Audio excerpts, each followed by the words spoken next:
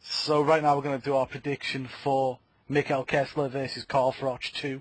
This is the rematch, the much anticipated rematch, and I'm sitting here today with Chris Connolly, James Ferguson, Paul McAllister, and our special guest for today, No Holds Barred Boxing. So Ryan, happy to have you here. We're going to start with you. What is your prediction for Froch versus Mikkel Kessler? I think that Froch will edge this one on points. I actually thought he edged the first one on points as well, but, you know, that's neither here nor there, because it wasn't controversial. It was just a close fight, and it could have gone either way, and the judges just decided that Kessler did enough. But I thought that Froch edged the first one, and I think he'll edge the second one. That one was in Denmark, and in this one he's got home advantage. He'll have all his fans there. And he's improved. He's improved more so, or he hasn't gone downhill as much as Mikkel Kessler has in the last 2 years since they last fought. So Froch is on a high, and Mikkel Kessler's probably lost the edge a little bit. So I think this is going to go the distance because of Kessler's great chin. And the only way I can see it ending before the final bell would be by cuts or like an accidental headbutt in late rounds, which causes one of them to bleed, and that would be Kessler in my opinion. But I don't think that will happen. I think Froch edges it. Okay then, that sounds great, that Ryan. Chris, what do you reckon, mate? Yeah, I think it's a great fight. I think from the first fight, there's been too much of a gap for Kessler. He hasn't had many fights since the first fight with Froch. It was a close fight, an entertaining fight. I'm happy with the result. I thought Kessler had won it just, but I think this will be completely different. I think Froch has improved vastly. I think Kessler's got older. He's had injuries. I'm going with Froch by stoppage, late stoppage. Froch late stoppage. James, what do you reckon, mate? I think it'll be very much like the first fight, but I think it's going to be more intense because the first fight, obviously, Kessler had a lot to prove after the Andre Ward fight, and Froch, he was defending the title. You could say he had a lot to prove as well, but he wasn't quite right in that fight, or he wasn't quite at the races maybe he has been. Definitely in the last few fights recently he's been in. So I think it's going to end in a stoppage on either side. I don't see it going the distance. I think both of them are going to throw. It's going to be cagey at first. Then they're going to throw caution to the wind, and clean shots are going to be landed. But I'll go with Froch because Kessler's been put down recently against Alan Green, and he's definitely on the slide. So yeah, I'm going to go Froch by stoppage, late rounds. Cool. Paul, we're going to end on your prediction. I think Froch is going to win by stoppage as well. Again, just echoing what everyone else said. Froch, since that first fight, has really kicked on and got better, hasn't he? Even with age. Kessler he's had a bit of an inconsistent time since. He's had his injuries. He's had his mixed performances where he's been knocked down, but he's come back off the knockout. He doesn't look like the fighter he was. And in the first fight, I felt Kessler just edged it. But in the first fight, I felt that was one of Kessler's best ever performances. I think Kessler, had he fought just an average fight, an average performance, I think he'd have lost the first fight as well. I think it was a really, really special night for him. In Denmark, after he lost the Ward, he had a lot to prove coming back off it. So I don't think he'll be able to summon that type of performance again, especially when he's not in Denmark.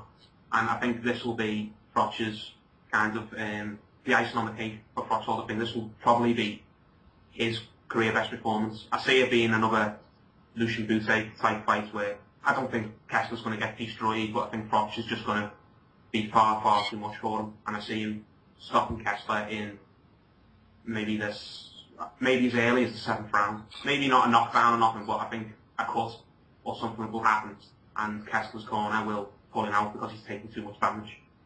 Sort of thing. But I'm definitely going to go with Froch for an exclamation point. Yeah. You see, I think it could be a very competitive fight. I'm going to say it's going to go to a unanimous decision win.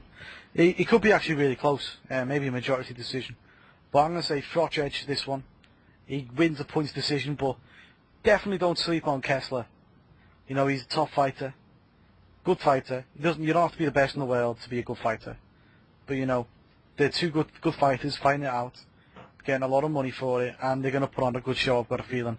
And the way they've both been training and the things they've been saying, it's going to be a real war. I think all the fans are going to be the winners in this one, overall. But let's talk about the Super Six. They've just both come out of the Super Six. Who's really been defined by the Super Six here? Is it Froch or Kessler? Is any of them being broken, Ryan, or what do you think about both fighters in the Super Six? Oh well, Froch, because Kessler only fought. I know he beat. I know Kessler beat Froch during the Super Six, but you know, overall he had that one big win against Cole Froch, which, like I said, was, you know, edged, and he had the one loss against Andre Ward, and that was it. Whereas Froch, you know, he had the slightly controversial win over Andre Dirrell. That's what, you know, everyone keeps telling me that you know, was very controversial. Then he had the loss against Kessler, but he also had wins against Abraham and Glenn Johnson. So Cole Froch came out of the Super Six, you know, only second to Andre Ward, who obviously had the best because he ended up winning it. And Kessler, because the eye injury he suffered in the Ward fight, and then it worsened with the Froch fight, that's, you know, a double blow to his career, not just the loss in the Super Six, but also the injury that he's taken away with it. So, yeah, Froch came away with that much better than Kessler. Yeah. Did you think Froch beat Dirrell? I did, but like I said, everybody has told me, everybody, American and British, that I speak to, that say that, you know, you're a Froch fanboy. You know, they're saying that jokingly, and that's why you can't see that he lost. But on the night, all I can remember on the night was seeing Froch chasing down Dirrell, not planting his feet. You know where some boxing fans accuse anyone who uses the ring as being a runner? Well, I totally disagree with that. I mean, the ring is the size it is in order for you to be able to move in it. Otherwise, you would just fight in a phone box. So I don't agree with that. But I did think on that night, if you're going to use the term running, that's what Andre Dirrell did. Because I can't ever remember him planting his feet. I can't ever remember him actually using his jab or just standing there still, throwing leather. So yeah, I thought Froch edged it just on account of him being the more aggressive fighter. And throwing punches. Yeah, and actually throwing punches. Something that actually Andre didn't do for the first 4 to 5 rounds. Yeah. Yeah, Chris, what do you think about the Super Six? Which fighter ended up coming out better, and which one didn't? Well, the Super Six were an absolute disaster for Mikkel Kessler. I mean, picking up an injury like he did, I think that's put years on Mikkel Kessler. I think it were a roaring success for Carl Froch. It put him in the limelight. I thought he fought Abraham, didn't he? Yep. In the Super Six. I thought he was mega impressive in that fight. He showed something else in that fight.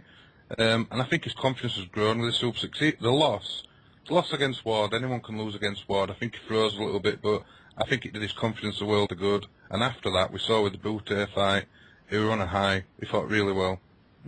Yeah. What did you think about Froch and Dirrell?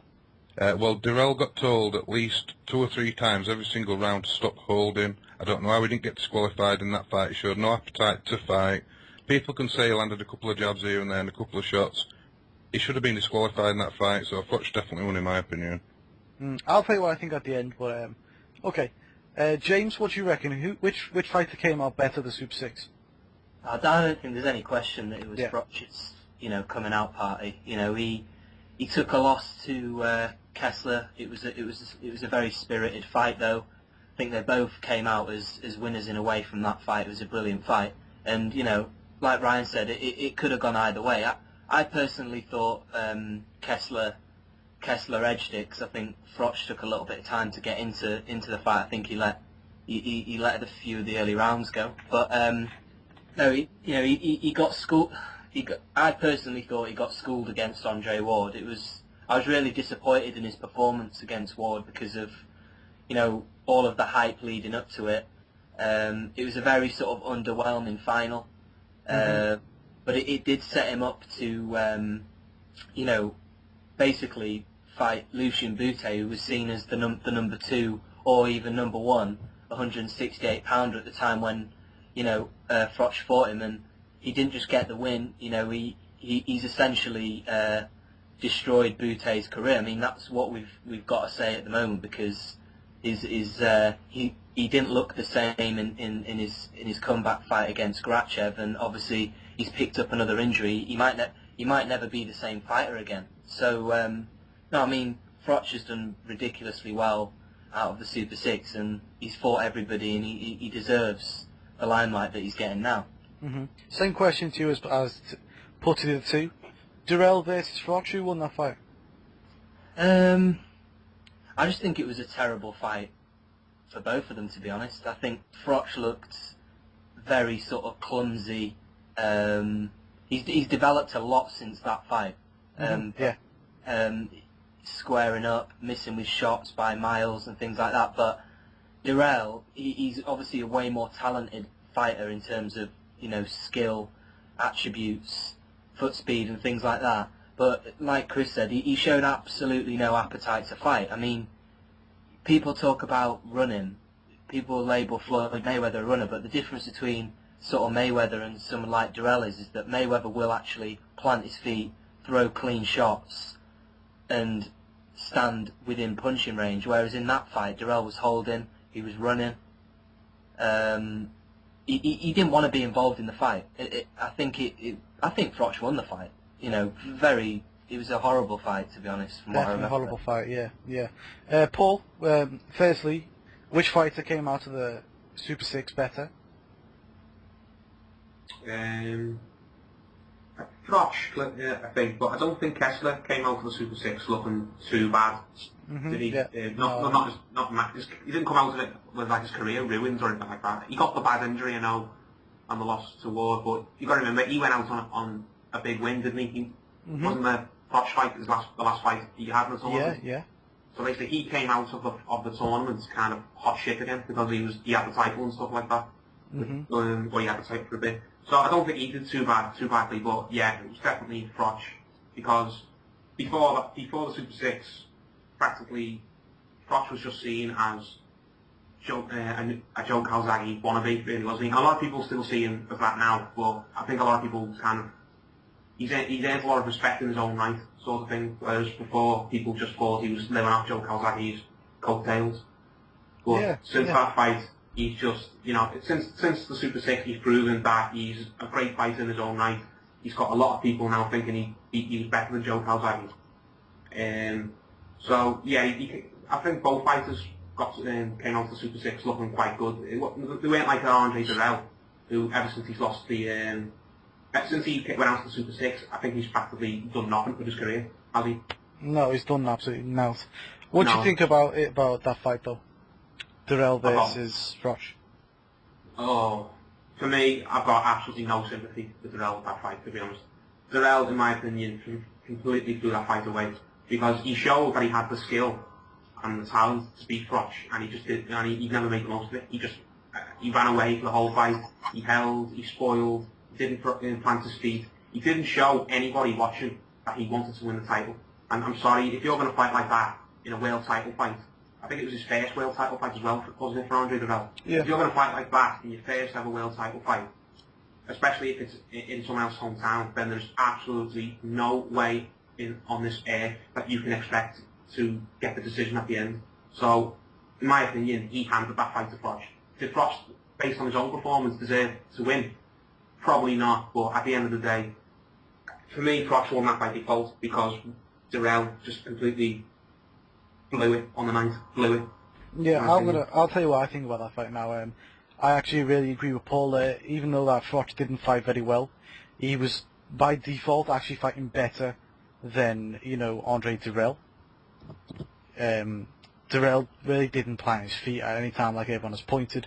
He didn't actually throw that many punches in the first 3 or 4 rounds. If you actually look at it, he didn't throw punches. He just literally ran away from the fight. So, I've got no sympathy for him. I think there was an investigation into it, and they turned around and said there's no way we could have scored it any differently. So, no one agrees with Andre Durrell really, who matter. So, it doesn't really matter what people think really. but Andre Dirrell's really not done nothing with his career since, and now we're talking about two guys going into a huge payday. But moving on from there, you know, injuries, we all talked about the injuries. Just how bad were Mikkel Kessler's injuries? Do you want to talk about that, Ryan? Well, it wasn't he supposed to be seeing double? I mean, I know I've read before, he said with his injury that he suffered against Ward, that he was basically seeing double, and his eye injury was so bad that they made him take 9 months out of boxing. So it must be a pretty bad injury, but then on the other hand, it can't be so bad that they actually let him back in again. I mean, if he was still seeing double, they wouldn't have allowed him back into boxing, or at least you'd hope they wouldn't. But you know, something else that happened that day. He went after the, the press conference. He drove his car home. Yeah, I was going to say that. So we should let him on the road, and he can't see. He's seeing double. He's seeing double, yeah. So take it with a pinch of salt. I've got a fefeeling. So in that sense, it can't. I mean, so I suppose if you just look at the injury and you believe it, you'd go, well, he was seeing double, he took 9 months out of boxing, that's pretty bad. But then on the other hand, you say, but they've given his license back, so if we're going to believe that the commissions have, the fighter's best interest at heart, then that means that his eye injury must be better now or much improved. But then on the other hand, they give licenses to people like bloody Evander Holyfield. So, do they really have boxers' interests at heart? I mean, Danny Williams couldn't get a license in Britain, and he's been fighting in Poland and Germany and Russia ever since. So some commissions don't really care that much. But anyway, I think it's a slight problem, but I just think he's come back from his injury, and he's had about 2 victories since the win over Froch, and now he's got this one. So, I can't see it being a massive problem. Yeah. What do you think, Chris? I don't know whether to worry about the actual injury itself, but it's definitely had a knock-on effect. I mean, he's only had 3 fights and 13 rounds in 3 years. I mean, that's got to play some part in this fight. There's a lot of worries, in my opinion. His proper ring fitness. How is he going to be against Carl Froch after 13 rounds? True. I mean, I just think, even if it's overplayed or underplayed or whichever way you want to look at it, it's definitely had a knock-on effect. Yeah, I guess so. I guess you could look at it like that. He's took on 3 people going into this fight, and none of them are even, near the level of Carl Froch, I guess. So you got to look at it like that. What do you think, James? Yeah, I mean, look, he had a horrible eye injury, and he didn't fight for 14 months after fighting Carl Froch. But it's difficult because he's not since fighting Carl Froch, he's essentially taken a step down from that Super 6 level of fighters. So Carl Froch has been fighting the likes of Glenn Johnson, Andre Ward, Butte, and the only weak opponent he's had in there, and let's be honest, I love Carl Froch. I'm slightly biased towards him, but Youssef Mack is a weak opponent. Of course. So Carl Froch has had one weak opponent out of 5 fights since fighting Kessler, whereas Kessler's fought Brian McGee, who he had the regular title, but he's nothing really special, and falls short at the top level. Alan Green, he's been exposed, and the Buadler guy, he's going to come to fight, and he's probably a tough European level fighter, but he's not fought at that level since. Does that mean that he can't step it up for the Carl Froch fight? I'm not so sure. I think he can. I think you could argue that he could be the fresher one going into the fight, whereas Carl Froch has been in a lot of hard fights. Good point. Yeah. He's not necessarily. They've not been wars, but since Kessler, he's gone the distance 3 times. He's then coming off the back of two knockouts. But the 3 fights since Kessler, they weren't, apart from the Abraham performance, they were hard fights for Froch. He made it a difficult night for himself against Glenn Johnson. He obviously had a difficult night against Andre Ward. So, I mean, Kessler fought McGee, and he stopped him in the 3rd round. Everybody else has stopped him, but later on in fights. So he's been making things look easy. I don't think the injury plays a part in this fight. I really don't. Cool. That's a good point then. Paul, do you want to sum it up on the injury? I think the injury does play a part, to be honest, because like we've said, he hasn't had many fights since. I don't think he's fought, and since his last fight against Froch, he's not fought an elite level fighter, has he? So, well, whether that's his fault or not, or because they were tied up at the Super 6, I don't know. But I feel Froch is the sharper one in this fight, because I think what James said then will actually work in his favour. His brain is ready and used to these big hard fights, while maybe Kessler's found, because Kessler's had such an easy time of it, that maybe he's going to find it harder to adjust when the going gets tough, sort of thing.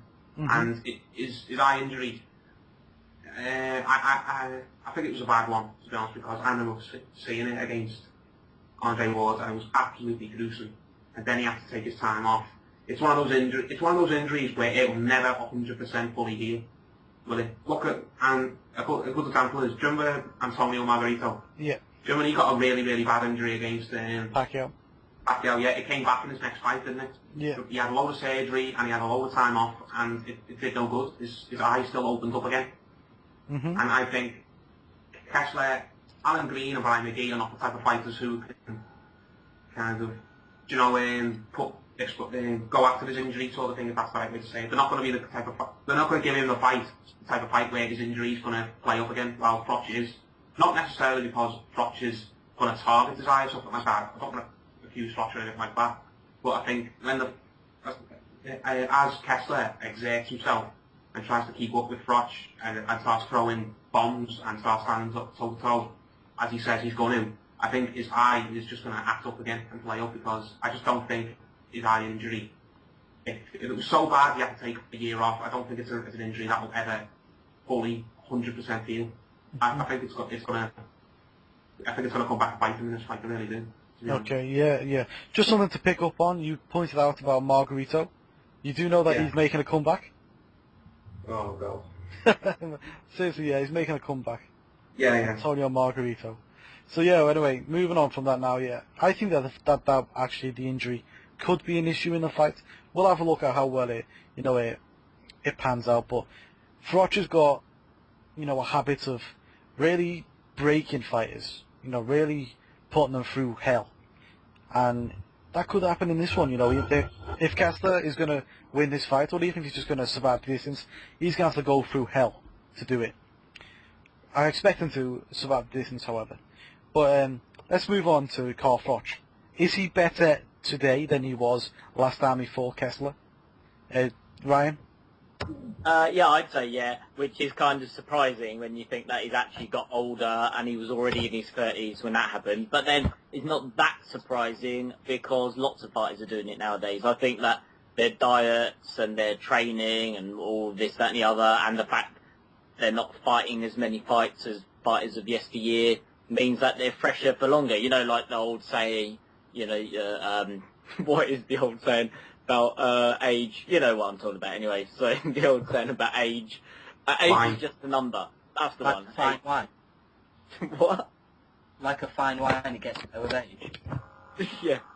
So, like the Klitschko brothers are both, right at the end of their 30s and they're still performing at the highest level. Hopkins is 47 and he's still doing it, or 48. And Cole Froch is young compared to them. He's like 34 maybe now, something like that, 33 or 34. And he peaked, same as Joe Calzaghe, he peaked when he reached his 30s. And Cole Froch just happens to peak late. And I think that, like was already mentioned before, I think that loss to Andre Ward really sort of revitalised Cole Froch's career, as losses always do. The Kessler loss revitalised his career a little bit, but I think the loss against Andre Ward really sort of made Froch want to go that extra step, because he got his only 2 knockouts for about 3 or 4 years since then, with his last 2 wins by stoppage. Although, let's face it, the reason he didn't have any stoppages before that, stoppage victories, is because he was fighting guys with really good chins. So yeah, I definitely think he's improved, and I think, his age isn't so much a factor. It's the fact that he looks after himself so well that someone like Froch will always be able to fight on until quite late because he doesn't, let his body go in between fights. True, very true. Good point. Chris, what do you reckon, mate? Yeah, I think Carl Froch has massively improved since the first meeting. I think Andre Ward is a lot to do with this. I think Andre Ward has forced him to tweak with his style a little bit. Mm-hmm. If you're watching the first fight between Kessler and Froch, Froch does a lot of standing there, not doing very much. He did exactly the same against Andre Ward. Then you watch the boot fight, and you'll see that he doesn't just stand there, keep his hands by his side. I think he's improved massively. I think age is not an issue with him. His strength's one thing, but I think he's properly looked and evaluated what he's done wrong in his career, and I think he does a lot more in his fights now. I know he's only had 2, but he's definitely improved. Yeah, I think he's improved it myself. What do you reckon then, James? Yeah, I think he's massively improved since the fight. I think, firstly, having that fight against Kessler helped him. Then he's had a lot of fights since then, and it's all been with truly like world-class opposition. And I think that always makes a fighter a better fighter if they can mix it at that level, which obviously Froch can. I think another major thing going into this fight is the fact that Carl Froch is the most confident he's ever been in his career. I think it plays a huge part. I think your mental state going into a fight, I think it plays a massive part on the night, and he's going to be walking into the O2 Arena on Saturday night, convinced that he can't be beaten. I mean, you could say that's dangerous because what if he, just thinks he can walk through everything that Kessler is going to bring to the table? He could end up getting, stopped or really badly hurt. But I think he's disciplined enough, and he's met Kessler before, so he's not gonna take him lightly and just think he can walk through him. So, yeah, I think he's definitely improved. I think in terms of his boxing skills as well, he slips punches better. I think now, I think he's a lot more active in the ring as well, like Chris says, and I think he knows how to close the show better than maybe what he was able to do before. Like the Lucian Butte fight, when he had him hurt, he sort of, he didn't let him have a break. He didn't sort of admire his work. And I think in the past, sometimes Froch would land a big shot, like he did it a lot in the Kessler fight. He landed a big right hand and then just sort of took a step back and, almost patted himself on the back. So yeah. I think he's a massively improved fighter, and we'll just have to see how good Kessler is in this fight, because he hasn't been at that level since fighting Froch. Mm-hmm. Yeah, that's a good point. Very good points there.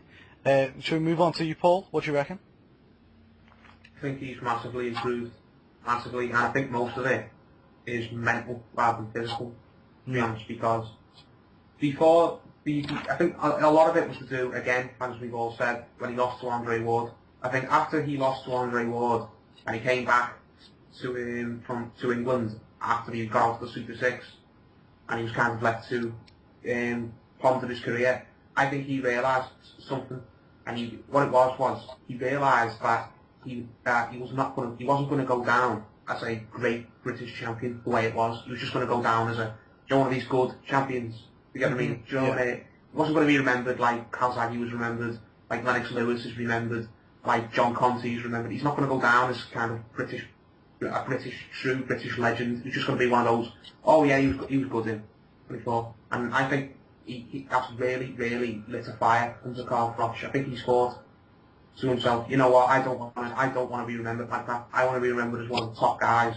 And if I'm going to do that, then I'm going to have to win some more big fights and win some more belts. And if I'm going to do that, win the big fights and win the big belts, I'm going to have to change my attitude and change my style a little bit. which is what he's done. But the first time when he was undefeated and when he lost to Kessler, and even when he lost to Ward in the second time, his second loss, I think it was a case of the thing that fueled him wasn't he didn't feel like this was his mindset in my opinion. He didn't want to lose the fight purely because of his ego, because he just didn't want to be beaten. Whilst now he kind of feels like he can't lose now because every single fight he has, his legacy is on the line, sort of thing. Do you know what I mean? Yeah. Beforehand, he might have thought, oh, you know what? If I lose this, then I'll have lost my undefeated record. I'll be annoyed with myself.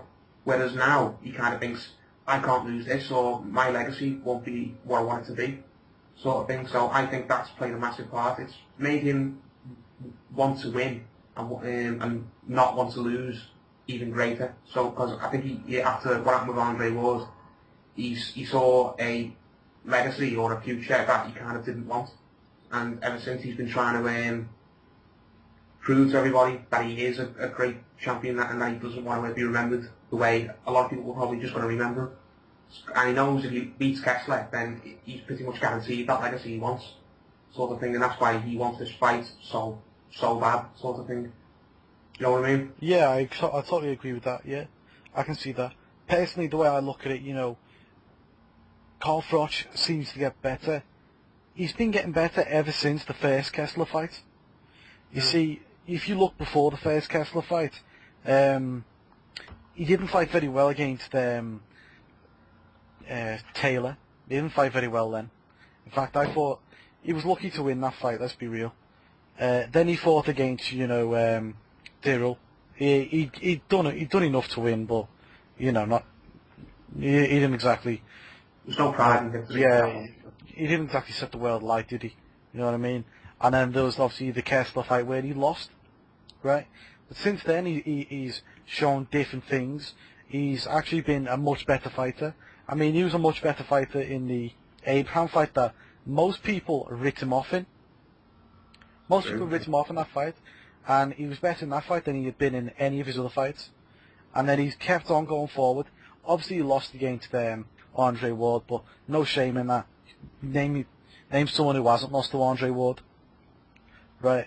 And then Butte obviously destroyed him, destroyed Yusuf Mack, who is an easier fight for him, but, you know, he's fought for world titles, he's there and about. He's lesser than Carl Froch, obviously, but, you know, Froch can have an easy fight every now and again. He can have one easy fight in the midst of, what, 7 or 8 good ones. And then there's this fight. So we're going to see where it's all come down to in this fight. How much better he's really got. And that's the best thing about this fight. We're actually going to see just how much better he's got. But moving on from there, you know, last time Kessler had the home advantage. Now Froch has home advantage. Just how important do you think that's going to be, Ryan?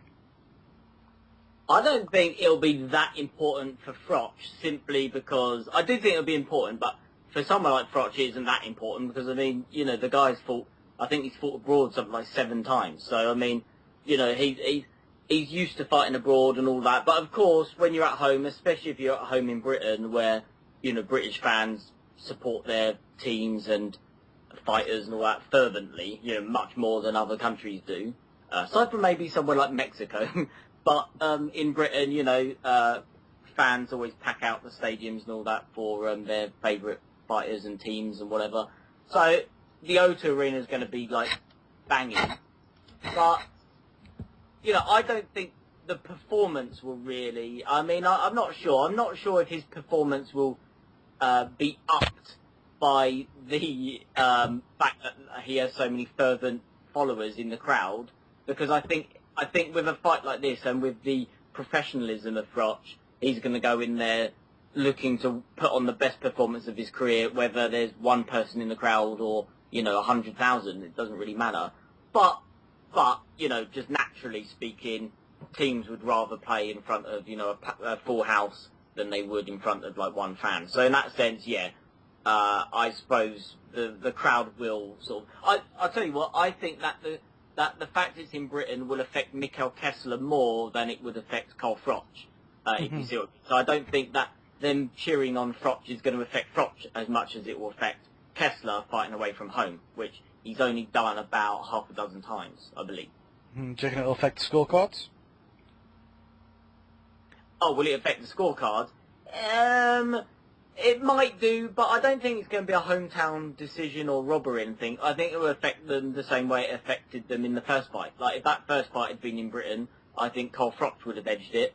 And because it was in Denmark, maybe Mikkel Kessler edged it. Because, like I said, I thought it was a really sort of 51-49, straight down the middle, 50-50 sort of fight. So, yeah, the thing with boxing is that every country has got their sort of hometown decision type of thing going on, and I don't think hometown decisions are the same as robberies. I think that, a hometown decision is when a fight is so close that it just sort of goes to the home fighter by default because, he's got the benefit of playing at home, the Manchester United syndrome or whatever. So, yeah, I don't think it will affect it too much. Okay, what do you reckon then, Chris? Yeah, I think this is a big issue for Mikkel Kessler. I think he's got a lot to prove fighting out of his hometown. I think if you watch, he lost against Calzaghe fighting away from home. He lost against Andre Ward fighting away from home. I genuinely do think this is a big thing. I don't think he'll be prepared for how pro Froch the British crowd are going to be. I think he'll expect, and he might say he has, but I think he'll be shocked.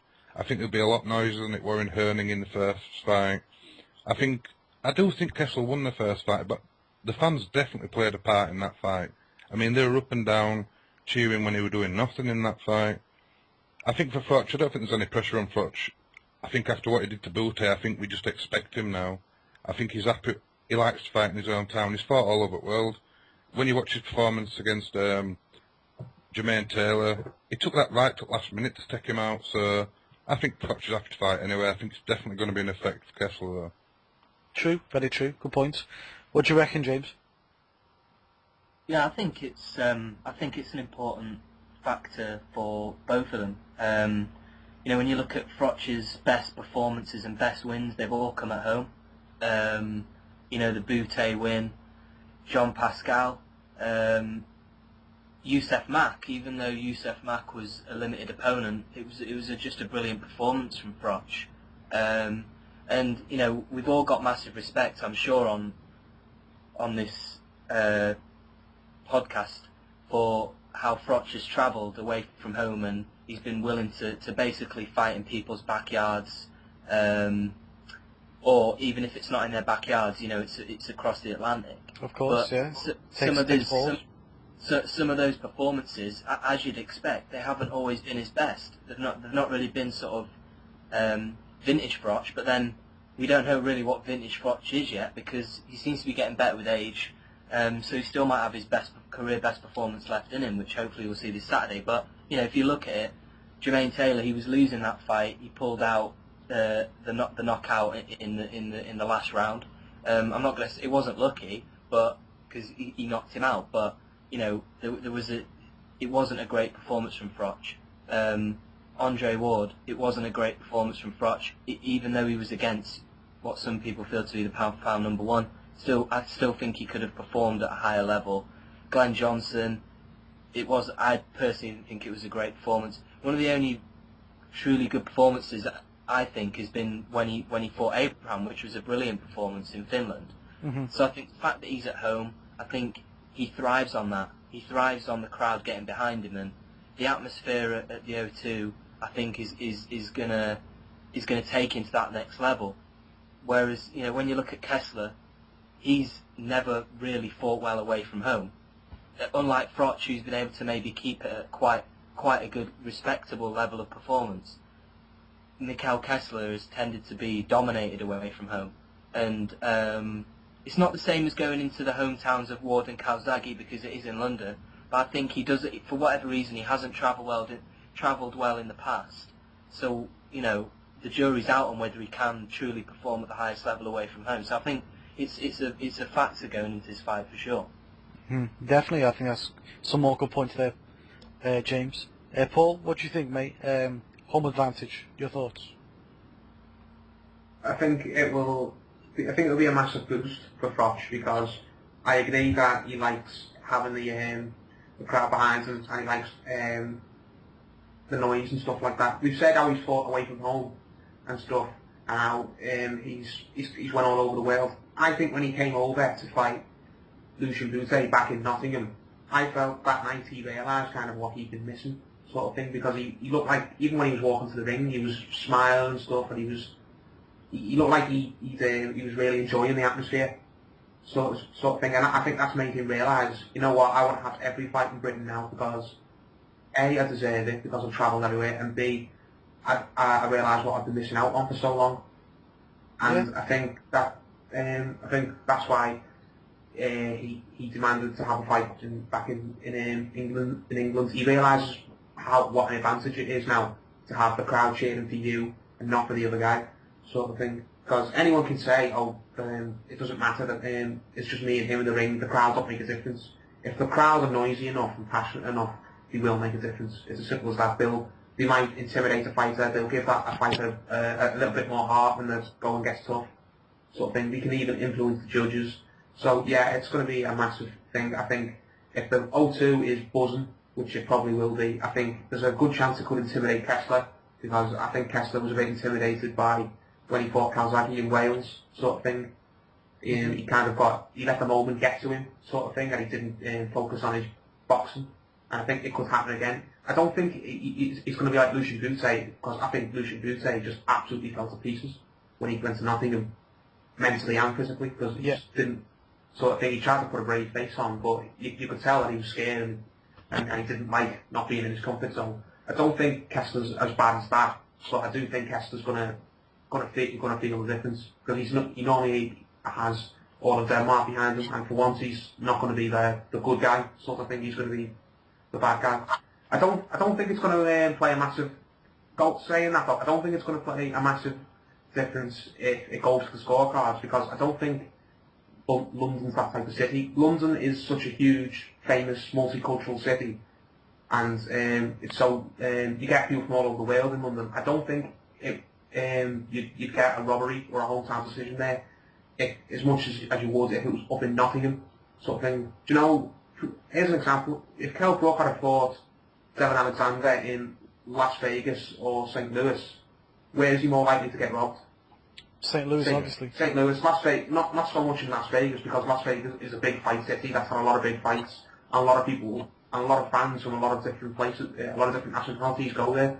And I think, to an extent, the same holds true for London. I don't think London. I think if the fact it's in London means Kessler, he's still going to have to worry about the fans, but he's not going to have to worry so much about maybe the judges and the scorecards, because I think London will be not quite the same as Nottingham. It's not Froch's hometown, is it? No. I don't think they mind robbing people in Las Vegas, though. I've got to say, there's been some shocking. Yeah, that was a bit of a crappy analogy, but you know what I'm saying, don't you? Yeah, we get it. Yeah, London is not Froch's hometown, sort of thing, and everyone not going to treat him like a hometown boy. I don't think. True. So moving on now to, is this fight pay-per-view worthy?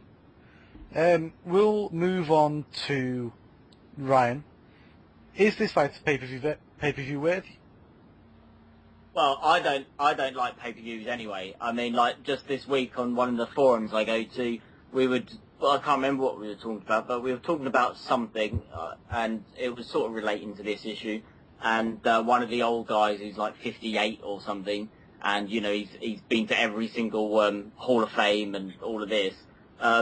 He said, he posted a few sort of box rec links and said, just look at some of the fights I used to see, and there was like Sugar Ray Leonard versus, I think it might have been the Thomas Hearns fight or something like that, or maybe Leonard, maybe Duran, and the undercard was like, it was like Leonard, Ali, well not Ali, but Leonard, Hearns, Duran, etc., all on the same card.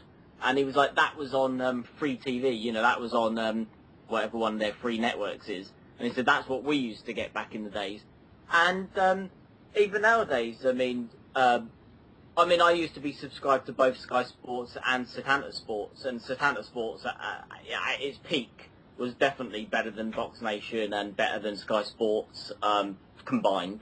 And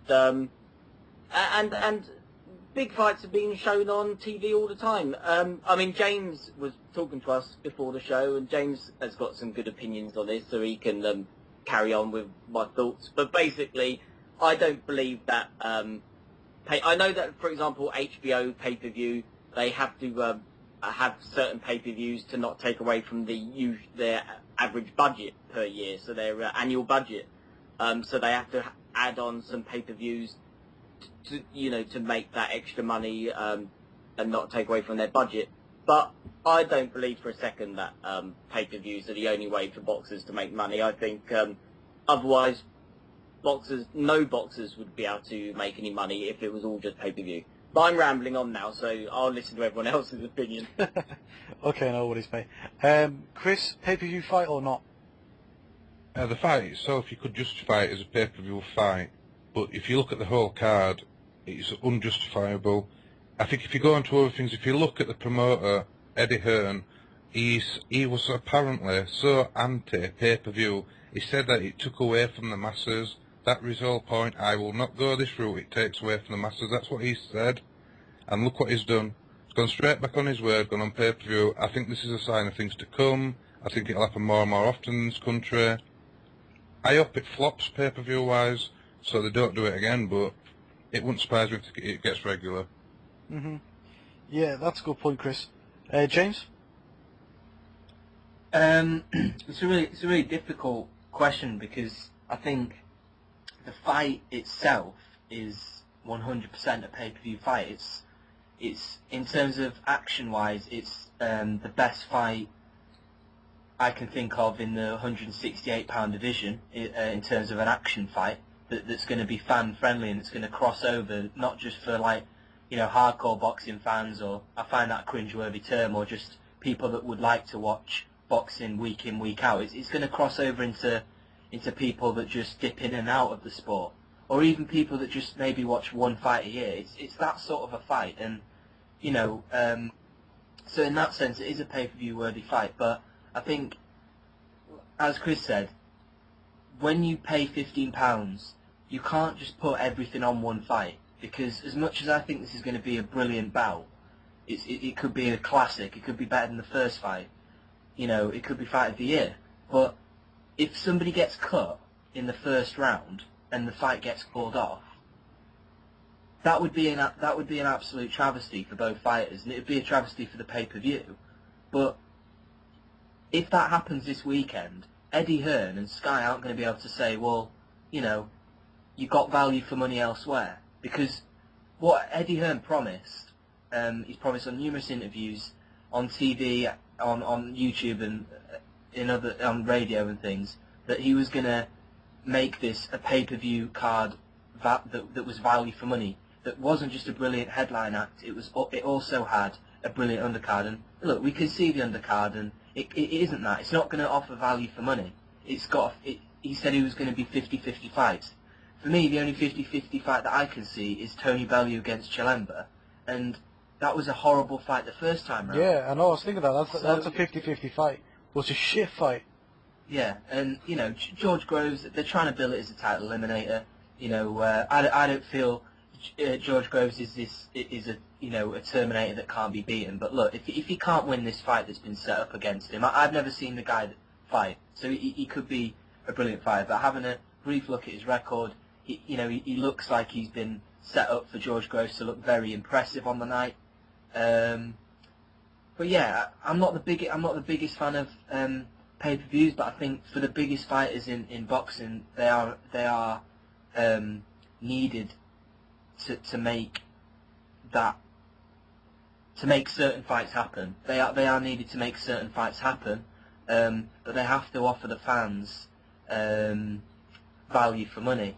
And if it doesn't work this time, it's gonna be bad for boxing in Britain. Yeah. Because it's been billed as this fight that is almost going to guarantee value. And I think the fact also that the Champions League final is on the same night makes it even worse, because if somebody's paid £15 and then they're literally going to tune in for Carl Froch and Mikkel Kessler, what we don't want is another David Hay and Audley Harrison situation. Yeah, well, just stop for a minute, James. For any Americans that are listening, the Champions League final is the biggest football match in the world. Continue. Whole of Europe watched it. Yep. Yeah, so, you know, it's difficult because in the UK, there hasn't been many pay-per-views on mainstream sort of television for a long time since obviously Hayford Klitschko and that was another flop. Whereas in the US, it's a lot more down to subscriptions, obviously with Showtime and HBO, and they have sort of 3 or 4, true pay-per-view events. Obviously Pacquiao and Mayweather between them do about 2 million pay-per-view buys per year, so it's much more of a known quantity over there. Whereas over here, it's very much frowned upon. I mean, in the US, they're charging $75 to see Floyd Mayweather in HD. I mean, nobody would ever pay £50 to see Carl Froch and Mikkel Kessler, but imagine, say, somebody like... Well, to be fair, imagine if Mayweather came over to the UK. They would never charge £50 for pay-per-view, £60 for pay-per-view. It just wouldn't happen. I hope not. Anyway, we'll leave that one there, James. Go on, Paul. We'll give you the final say on that. Pay-per-view worthy fight, yes or no? Yeah. It's very, very hard because I absolutely don't like pay-per-view either. Every time I bought a pay-per-view, I came away feeling ripped off. I've never watched a pay-per-view, and not just in boxing, I don't really think in anything. Because I bought a lot of pay-per-views, and I came away thinking that was money well spent. Every single time I've thought to myself, oh, you know what, I wish I'd not done that, that's me done with pay-per-view. For this, the fight's going to be great, we know that. But at the end of the day, there's a lot. It's not like this is going to be the only great fight we'll ever see, sort of thing. Do you know what I mean? Yeah. I've read Carl Froch say it's going to be barbaric. It's going to be one for the ages. It's going to be an absolute bore of a fight that you can't miss. You know what? If I want to see a barbaric fight, a real war fight, I don't have to look very far. To be honest, it's not like these type of fights don't come along very often. Look at what's he called? Guillermo Jones against Lebedev the other day. That was an absolutely barbaric fight, sort of thing. And do you know what I mean? So it's not like, and even if this fight is barbaric, that one, it's not like this is going to be the only fight where it's going to be so good that you can't miss it, sort of thing. There's going to, even if you decide, you know what, I'm not going to pay this money, I'm not going to pay the pay-per-view, I'm just not going to watch this fight, then you're not going to be waiting very long to see another fight that's just as good, to be honest. And again, it's not like this fight is like, it's not like an Austin Trout versus an Canelo Alvarez where it's, alright, let's put all the belts on the line and see who's the number one at 154. Because Froch and Kessler, you both know they're not number one at super middleweight, they're both number 2 and number 3, whichever way you want to put them. But you know that the winner of this fight is not going to be some undisputed king of his division. You know they're not, because that's Andre Wood. But yeah, the fight's going to be great. But for me, it's not really a fight that's going to be so great where you'd be kicking yourself forever if you didn't see it. That's my personal opinion, because there's a lot of great fights in boxing if you look hard enough, and they don't ask you to pay for them. Because, like I said, I think Jones and Lebedev, what's that on Box Nation? Yeah. Yeah, I know Box Nation is a subscription, but it's not a £15 a pop for a single fight, is it? So it's one of them. It's a hard one for me. And as you said, the undercard's not very good. If the undercard would have been good, it would have beefed it up a little bit, because that's what Ricky Hatton's comeback had, wasn't it? It had a pretty good undercard. Yeah. To beef it up. This doesn't have it, in my opinion. So is it worth? Am I going to pay £15 for it? I'm oohing and ahhing, to be honest, at the moment. If I do end up paying it, it's purely because I'm a big Carl Froch fan, not because I think this is a fight I absolutely can't miss, sort of thing. If I wasn't a Carl Froch fan, or a massive Carl Froch fan, like the way I am, then I probably wouldn't buy it, to be honest. Okay. With me, I think this is a pay-per-view worthy fight. The whole card probably is not, but I've got a strict thing on pay-per-view fights, and that is, I think only bout unifications or mega fight matchups that the whole public wants to see should be allowed to be pay-per-view. it encourages the best fighters fight each other to make more cheddar. But that's a whole different thing. We'll just go through the attributes, but due to time, we're just gonna say, I'll ask you who's got the better attribute, and you'll just say either Kessler or Froch, and that's it. Okay? So we're gonna start with you, Ryan. Who has got the better power, Kessler or Froch? The better power, did you say? Yep. Froch. Chris?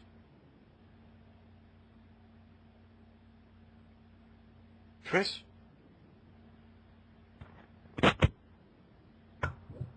James?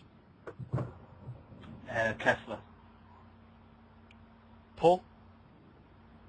It's a hard one, but you know what? I think I'm just going to edge it to Kessler. Okay. Only just. Okay. Who's got the better speed, Ryan? Kessler. Chris? James? Kessler. Paul? Again, it's tight, you know. I don't think Kessler moves as well as he did. I know Froch isn't very fast and never has been, but I don't think Kessler's half as quick on his feet as he used to be. So I'd say Kessler again, but only just. Okay. Who's got the better chin, Ryan? Wow, that's difficult. Froch. James? I mean, that is a ridiculously hard question. I would actually sit on the fence on that one and sort of say, I think they're both equal. In chin? Yeah, I think they probably are. I mean, both of them have been put down, but neither of them have been stopped. And they've both displayed that they can take clean shots. So... Okay. Paul? Froch. Froch, yeah. Okay, wait there. Who's got the better boxing ability as a whole? Who's the better boxer as a whole? I'd say Kessler, but again, all of these answers are just edging it, like only slightly better. I'd say Kessler. What do you think, James? It's very tough. I'm gonna go with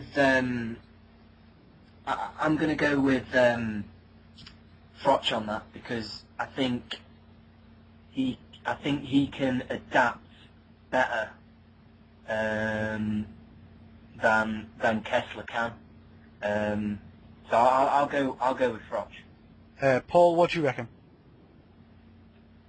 I think Froch. If you'd have asked me this before the first fight, I'd have said Kessler definitely. But since then, I think Froch has improved his boxing, hasn't he? Mm-hmm.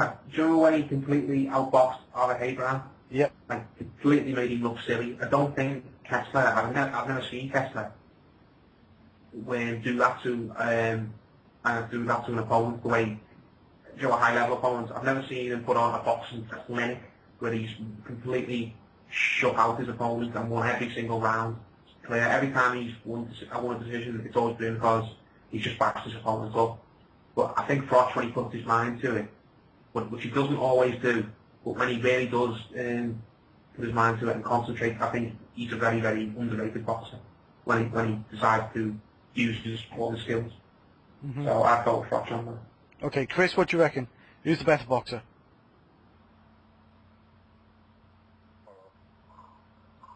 I can hear you, but in the background. It doesn't matter. So, the question is, where does Kessler go from here if he wins? Ryan, what do you say, mate?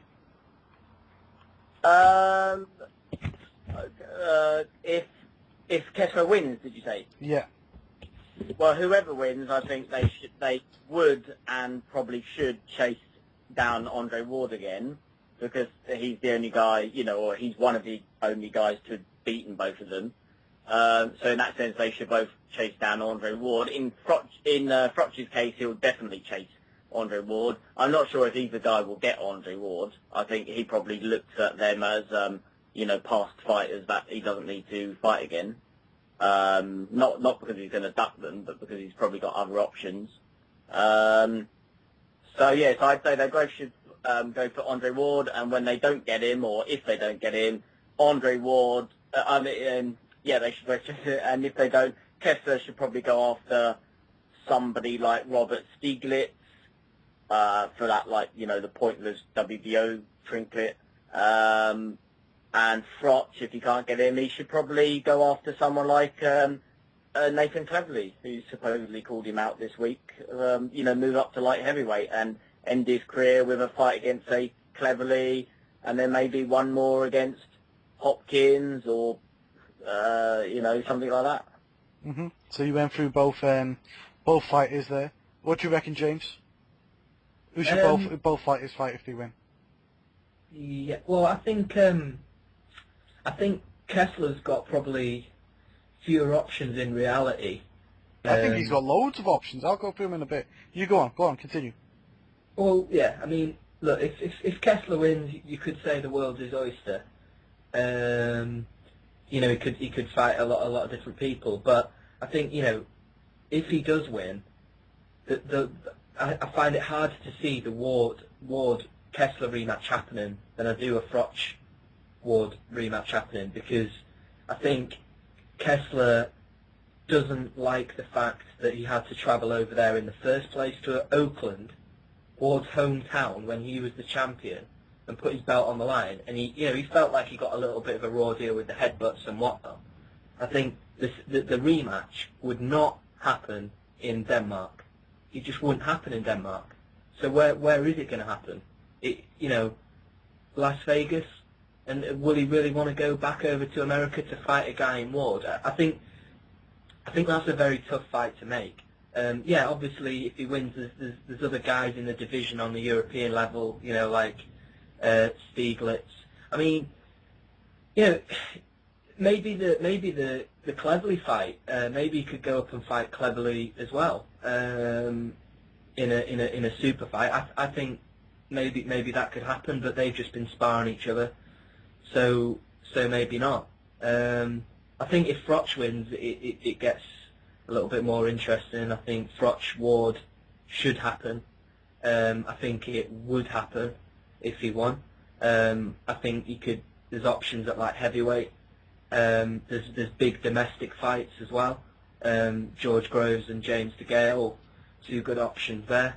But I think, to be honest, even if Froch loses, he could fight Groves in a big domestic dust-up. He could fight DeGale.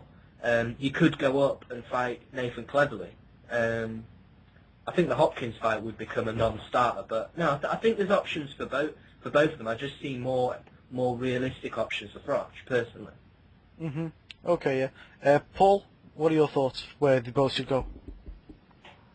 Well, going off what James said, I don't think Kessler is anywhere near as interested as fighting Ward again as Froch is. I haven't heard him or read him say that he wants to fight Ward again. Maybe he has said it, but if he has, I've not come across it. So if he beats Froch in Britain, it would be the biggest victory of his career, pretty much, wouldn't it? Mhm. Yeah. So yeah, he'd have a lot of options. He could go up to light heavyweight permanently. I know he's fought up there a few times. He could fight Cleverly or someone like that, or one of the other top light heavyweights, maybe he could get Dawson over to Denmark or something like that. Or he could fight the winner of Pascal Boutet if that ever happens. If he wants to stay at super middleweight, then it would be perfect for Eddie Hearn and Sky to build up George Groves and put him in with Kessler eventually. The sort of revenge mission, or that's how they market it, sort of thing. Yeah, maybe. You could do that one. Yeah, I don't. Even James DeGale, I know that's more a long shot, but it could be a decent fight room, because I think you could get DeGale over to Denmark again. So yeah, I think he's got a lot of options. I don't think he'll ever have a fight that's as good as the Froch fight, but he'll definitely get a lot of fights where he'll make a lot of money from them, and a lot of fights that he could make in Denmark, because I think If he wins this fight, I don't think he'll go abroad again. I think this is the last time we see Kessler fight abroad, even if he wins, because I think he just loves fighting in Denmark so much because he's such a huge name in Denmark. So, and there's a lot of fighters he can get over to Denmark sort of thing. If he like Dawson, I think Groves will go over there to fight him as well. I think Cleverly maybe would.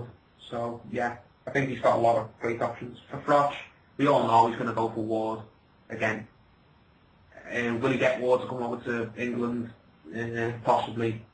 But I don't think he should fight Ward again either. I know he probably will. I think instead Froch should go to light heavy. I know he says he can't, but I'm not sure. I don't really believe that, to be honest. He's a big, tall guy, big, well-chiseled guy. I think he could go up to light heavy. Maybe fight Cleverly in a Battle of Britain or something like that. Maybe have a rematch with Pascal. Pascal kind of gets back on form because he's kind of been hot and cold, hasn't he, Pascal? Yeah. I don't want to see him fight Hopkins. I really don't, to be honest, because I'm not because I don't believe he'd win, but I don't think the fight would be any good to watch because Hopkins has got that style that's similar to Ward's, where he's really, really hard to pin down, sort of thing. A lot of people would love to see Froch fighting a Groves or a De Gale. I wouldn't mind him fighting him Cleverly, but I wouldn't really be interested in seeing him fight De Gale or Groves, to be honest. Purely because I think by the time Groves and De Gale hit their peaks and are ready to step up to elite level, I think Froch will be, by that point, I think he'll be too old. I mean, also he's aged well, sort of thing, but how old is he now, 35, 36? 35, yeah. Yeah, I think by the time Groves, assuming that it's him, that Groves is ready to fight Froch, properly ready, I think by that point, Froch will probably be about 38, something like that. And is he still going to be elite then? I don't know, to be honest. I think there's not time's not on their side for that fight. If it does happen, I think it will be when Froch is starting to slide, or when Groves isn't quite ready yet. So yeah, I'd like to see him fight Cleverly or fight Pascal in a rematch. I don't want to see him fight Ward because I don't think the result will change. But that's what's going to happen definitely. He's going to go for Ward. Okay. Yeah, I mean... I rambled on a bit there. Sorry. Yeah, don't worry about it. For me, there's a lot of good fights for Kessler, actually. I've always wanted to see Kessler versus Abraham. I've always been intrigued by that matchup. And I think Sauron wants to make that matchup at the time too. Also, what about Kessler versus Butte? Now that's a matchup. That's a good fight still. Win or lose, that's a good fight. Kessler versus Stieglitz is also not a bad fight. I still like to see that.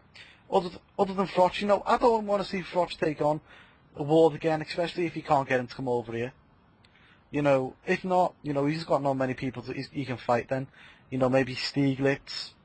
If he can't get Stieglitz, or if he can get Stieglitz, take Stieglitz. If not, who else is there? James De Gale, Sakyao Beaker. Not many people. So, or maybe it will be, like you said, a good time to move up. But we'll see. Or, you know, let's see let's see what Chavez Jr. is doing, because we don't know what he's doing yet, do we? That'll be a good fight. That'd be a brilliant I heard he's coming up to fight Ward. Nah, well that's a... Or he's chatting about it anyway. I don't know what to think about that yet. Can I just say one quick thing? I think if Froch wins, a brilliant fight to make would obviously, as long as he doesn't completely destroy him, the brilliant fight to make would obviously be the rematch, get a trilogy. Yeah, Oh yeah. Yeah, that wouldn't be beyond the realms of possibility, would it? Have it somewhere like Monaco. If it was a 12-round distance fight, which I've predicted at the start that I think Froch could, you know, stop him late rounds. Look, it could easily go the distance, and if it does, it's probably going to be close. So, and if Froch was to edge that win, it sets it up for the trilogy, and it'd be a brilliant way to potentially both of their guys' careers, you know.